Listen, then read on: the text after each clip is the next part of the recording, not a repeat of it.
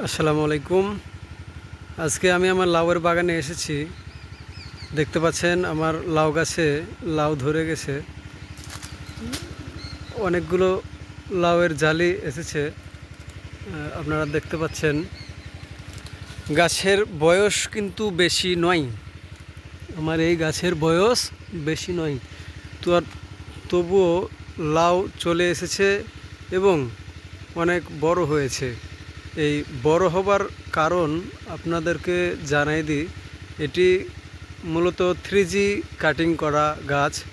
মানে আমি একটি গাছ দেখাই আপনাদের।